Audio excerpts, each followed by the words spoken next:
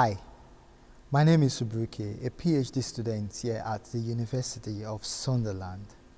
This is episode 3 of the PhD journey, where I share my positive experience and pain points. In this video, I'll share my experience on 8 life lessons I have learned while pursuing a PhD. I hope you gain a deeper insight into the life journey of a PhD student for those who fancy going for a PhD degree. A PhD degree will not only make you an expert in your field of study, but it will also teach you a range of useful skills that you can apply to build your career and your personal life. Here are 8 ultimate skills you will learn as a researcher. Skill number 1 is time management. The ability to manage your own time is one of the first skills you will learn during your PhD. Unless you have an unusually overbearing supervisor, you will be responsible for organizing your workdays of at least a minimum of 30 hours per week and ensuring that you get your work completed on time and you have done just enough research. Just like my PhD supervisor will always say, for you to succeed now and after your PhD, you need to treat your PhD as a full-time job.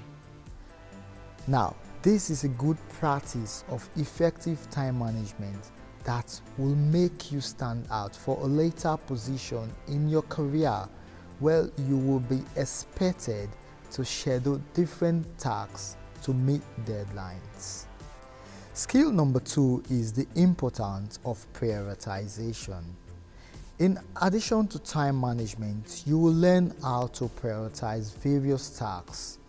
You will learn how to know when something is urgent and important, urgent but not important, and also when something is not important and not urgent, so you know where to invest your time.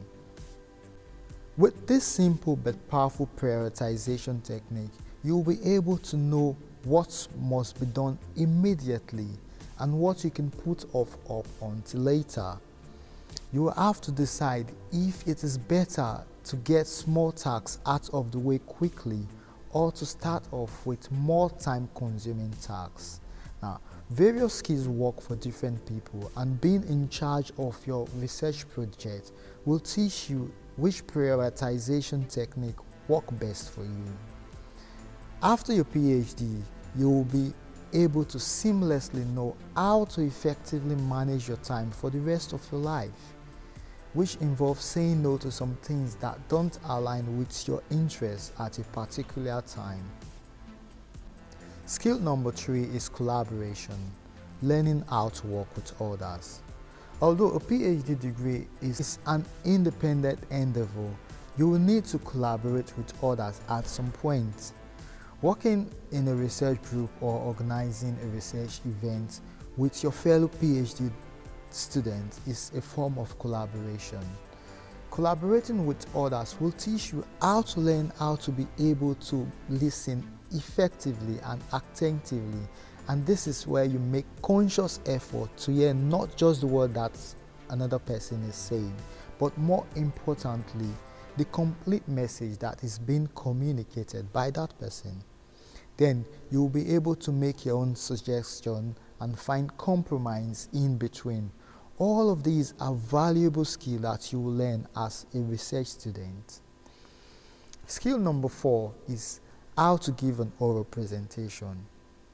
As a researcher, you will give oral presentation at some point during your PhD, such as your annual review with your directors of study, at a conference, a workshop, or as part of your final year thesis, which is normally called Viva or Viva. You will gain experience in putting together interesting slides, so creating slide deck for each presentation will become a normal part of your PhD journey.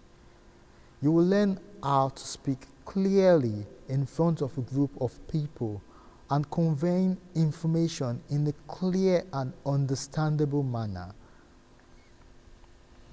As with most things in life, you get better with time as long as you're consistent in what it is that you're doing.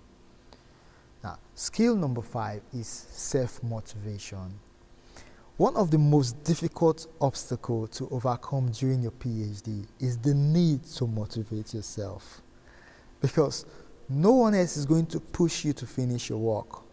Somewhere, somehow, you must find ways to motivate yourself and stay motivated, even when you're tired and bored. One of the most broadly useful life skills you acquired from pursuing a PhD is the ability to push through negative emotions to achieve your goals, and that is very important in life. Skill number 6 is effective writing and editing.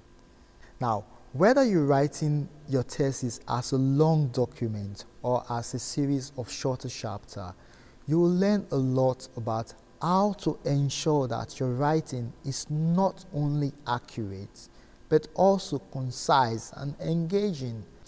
People who have completed a postgraduate study more often than not have significantly more writing experience than the general public, which is an added advantage for many career paths. Skill number 7 is independent creative thoughts.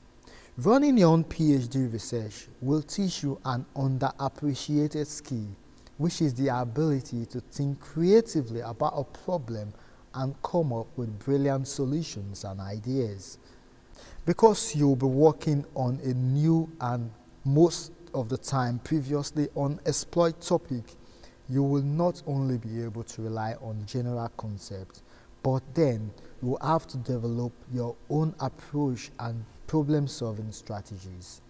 This will boost your confidence, which will help you to solve problems in the future, both for personal use and professionally.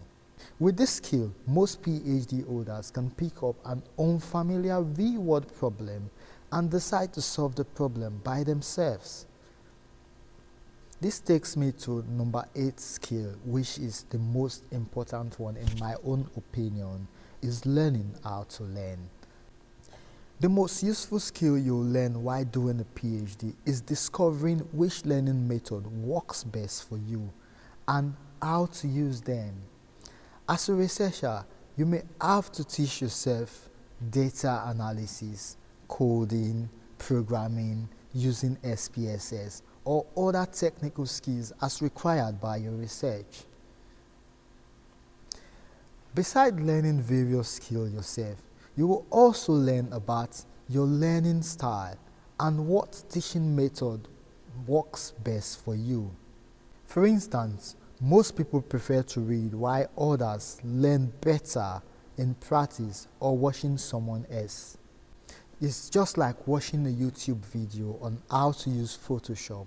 Most people learn better that way, by watching someone else do what they want to learn. As a researcher, you will know where to look for information. You will learn how to triangulate. You will learn how to turn data into information and information into knowledge. Knowing how to identify the method that works for you means you will be able to teach yourself any skill you need in future, which will come handy whenever you encounter a new or unfamiliar situation. And that is an added advantage. Just like a veteran, a researcher during your PhD journey, you will be able to develop invaluable skill sets that will make you stand out both in terms of your productivity level and your problem-solving strategies. Now, I am keen to know the skill set that you've developed during your pursuit for knowledge as an undergraduate or as a researcher. Please leave a comment and share your experience in the comment section.